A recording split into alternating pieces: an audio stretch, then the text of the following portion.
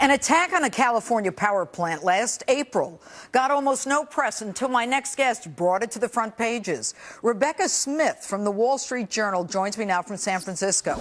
Rebecca, you were all over this, and, you know, it's 10 months later with little or no press other than yours and virtually nothing done in terms of an arrest. Why do you think this went so unreported until now? I think because the people who had knowledge of what happened, for the most part, didn't want us to know. And that is to say the utility that was afraid of copycat attacks and the FBI and other law enforcement that hadn't been able to crack the case. Well, you know, when you say copycat attacks, I mean, isn't it important for the FBI and the local power companies to recognize the vulnerability and then kind of use this as a reason to protect our grid? I mean, it's nice to say we don't want a copycat, but it's not like the rest of the world doesn't know this. Absolutely. In fact, I would say you don't want a copycat, but in fact, the cat is out of the bag. We had the attack. They brought down a major substation that supplies power to Silicon Valley, and there are plenty of other, even more important, critical substations that are equally vulnerable. All right, and you said right off the bat, again, to your credit, Rebecca, that this was not an amateur operation. Why?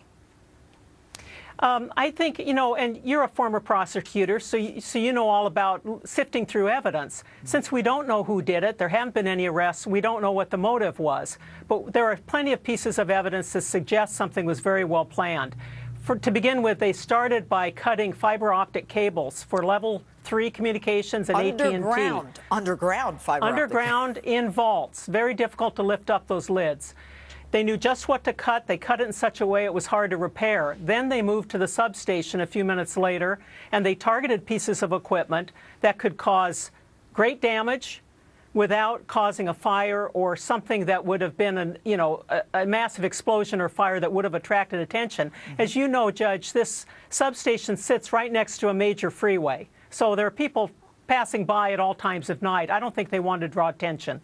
Well, and in addition, they had the AK-47 shooting, almost sharpshooting, military-style raid for almost 20 minutes, and I think they took out how many transformers? They took out 17, and the thing that's important to note, I mean, the utility will say, you know, it's bad, but people didn't lose power. The fact of the matter is these transformers were damaged, but they weren't destroyed. If they had been destroyed, we would have been quite a different situation. All right, and then shocking is that the FBI is still calling this vandalism as if it's a bunch of teens. Anyway, Rebecca Smith, we're going to stay on this. Thanks so much for your reporting. And I'm joined now by Maine State Representative Andrea Boland, who fought to have emergency legislation passed in her home state of Maine that would protect the grid from both a natural disaster and electromagnetic pulse. All right, Representative, your state of Maine is considered the most vulnerable of the lower 48. So you sponsor a bill, the first of its kind in the nation. Tell us about the bill and the law.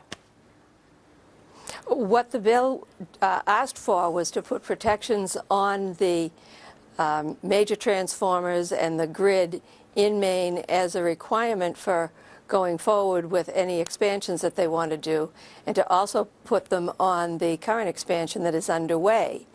What happened was when these fabulous experts came to Maine, they opened up the understanding of the Utilities Committee so broadly that they understood it was a huge issue, and they passed a bill out of the committee unanimously as emergency legislation. There is an estimate that it would cost homeowners $2 each to upgrade the grid or to provide the security that you would need in the state of Maine. Is that correct?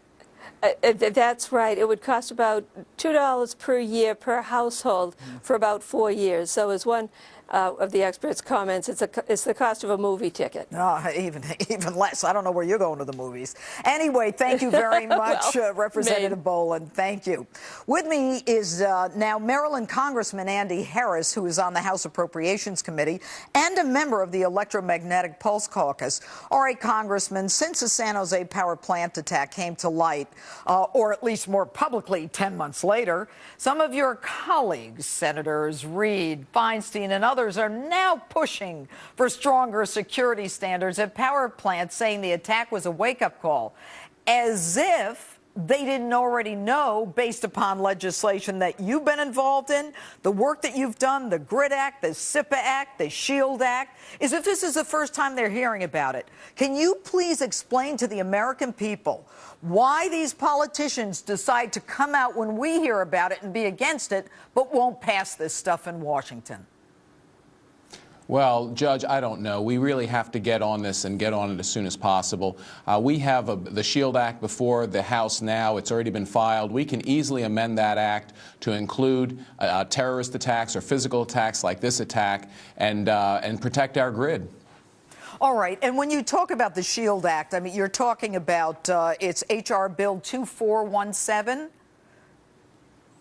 Yeah, it's the act that would protect against electromagnetic pulse. But what the attack in California showed us is that there are other hazards as well, especially a physical attack, which could be a terrorist-style attack, which it appears to be. That's what happened in California. Well, and comically, not even ironically, comically, the FBI and the local police are calling it vandalism, as if a bunch of kids decided to have a few beers, get a few AK-47s, and start sharpshooting after cutting some underground cables and getting into a structure to do that, a protected structure, and avoiding the cameras and avoiding the monitors. But let's get to the core issue. Is this about money, or is it about who would take credit to protect the American people?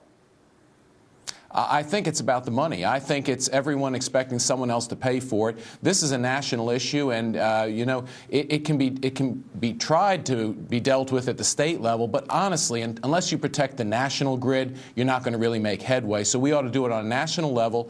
And what we ought to do is we ought to take money that's already coming into the Department of Energy. They have a $30 billion a year budget. 10% of that budget would permanently protect our grid. We ought to just do it and take the money we're already collecting. And when you talk about energy, I mean, I could just reference $500 million that was literally thrown away on the green energy and the mess that Solyndra created for the American people. And finally, let me just ask one more question. If Americans want to get their congresspeople to support legislation, what do they need to do?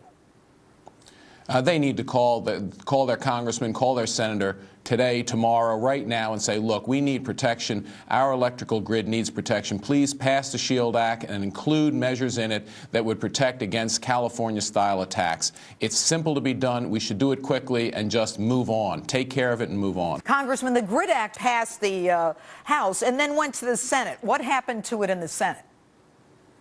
They couldn't agree on the cybersecurity part of the bill. That bill addressed both EMP, physical attack, and cybersecurity. So it died. And got hung up because they couldn't agree on it. It died, right?